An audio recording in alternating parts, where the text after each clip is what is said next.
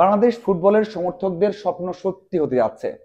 সবাই চেয়েছে যে হামজার পাশে সামনের সিঙ্গাপুরের বিপক্ষের ম্যাচে সামিত সোমকে দেখতে। ফেডারেশনও চেয়েছে, খুব করে চেয়েছে, এবং সেই অনুযায়ী সামিত সোমের সাথে যোগাযোগ করা হয়েছে। তাকে বোঝানো হয়েছে যে কেন বাংলাদেশের হয়ে খেলা দরকার অথবা বাংলাদেশে তার প্রয়োজনীয়তা কতটুকু রয়েছে। সেই সব বোঝানোর পর সামিত সোম নিজে আগ্রহ প্রকাশ করেছেন এবং ফেডারেশনের কাছে জানতে চেয়েছেন কিছু বিষয়, 5টা বিষয় জানতে চেয়েছেন। তার মধ্যে প্রথমত রয়েছে যে জুনে যে খেলাটা হবে সিঙ্গাপুর বিপক্ষে সেটা কোথায় হবে। আমরা সবাই জানি সেই ম্যাচটা বাংলাদেশেই হবে, হোম ম্যাচ।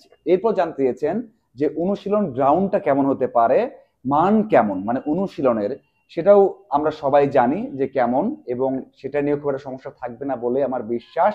এরপর জানতে চেয়েছেন যে বাংলাদেশের আবহাওয়া কেমন থাকে জুনে, কারণ আমরা সবাই জানি সামিত সোম যেখানে খেলেন সেখানে শীত প্রধান দেশ এবং শীতের মধ্যেই বেশি অনুশীলন করেন, বেশি গরম হলে সমস্যা হতে পারে, সেই জন্যই জানতে চেয়েছেন। এরপর জানতে চেয়েছেন যে ক্যাম্প শুরু হলে কত দিনের মধ্যে জয়েন করতে পারবেন, অথবা হয়তোবা ম্যাচের কয়েকদিন আগে জয়েন করতে হবে বা কয়েকদিন আগে জয়েন করলে আহ, সমস্যা হবে না, সেই সব বিষয় জানতে চেয়েছেন। এবং সবশেষ যেটা জানতে চেয়েছেন সেটা হচ্ছে বাংলাদেশের পাসপোর্ট হতে কতদিন সময় লাগবে।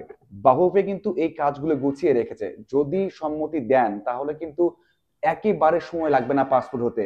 এই দিক থেকে উচ্চ পর্যায়ে কথা বলা শেষ, তাকে নিয়ে আসার প্রক্রিয়া কিন্তু শুরু হয়ে গেছে। শুধুমাত্র সামিত সোম যদি বলেন আমি আসবো, আমি জুনে খেলবো, তাহলে খুবই দ্রুতই সেই প্রক্রিয়াটা শেষ হয়ে যাবে। তো সেই দিক থেকে খুব একটা কিন্তু কঠিন কোনো শর্ত নয়, খুব কঠিন কোনো ইনফরমেশন নয় যে সামিত সোম জানতে পারবেন না।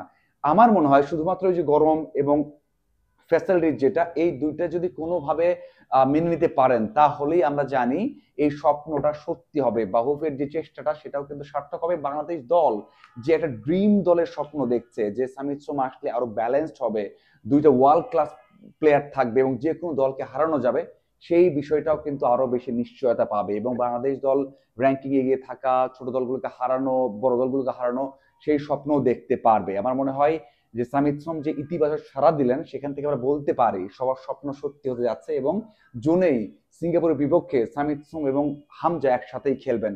আমি আরো একটা ছোট্ট বিষয় অ্যাড করতে চাই, যদি এই দুইজন খেলেন মিডফিল্ডে এবং ফরওয়ার্ড দিকে, তাহলে ফরওয়ার্ডে একজন প্রবাসী ফুটবলার ফাহমিদুল কেন নয়। তার রিসেন্ট আমরা ভিডিও দেখেছি, ম্যাচ দেখেছি, কি সুন্দর কি দারুণ গোল করেছেন, তাহলে কেন তাকে আমরা সেই সময় দেখতে পারবো না, যদিও সেই সম্ভাবনা কিন্তু এখনো রয়েছে।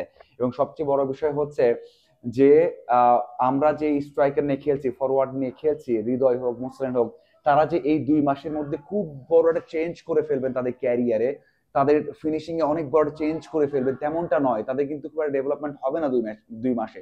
তার থেকে যদি ফাহমিদুল ভালোভাবে অ্যাডজাস্ট করতে পারেন, ওখানে পারফরমেন্সটা ধরে রাখতে পারেন এবং দেশে এসে অনুশীলনে অ্যাডজাস্ট করতে পারেন এবং সেই ধারটা রাখতে পারেন, তাহলে আমার মনে হয় সিঙ্গাপুর, থাইল্যান্ড অথবা ভারত, তাদেরকে অ্যাওয়ে এবং হোম ম্যাচ সব জায়গাতে হারানো সম্ভব। আপনার কি মনে হয় অবশ্যই কমেন্ট করে জানাবেন। ধন্যবাদ সবাইকে সাথে থাকার জন্য।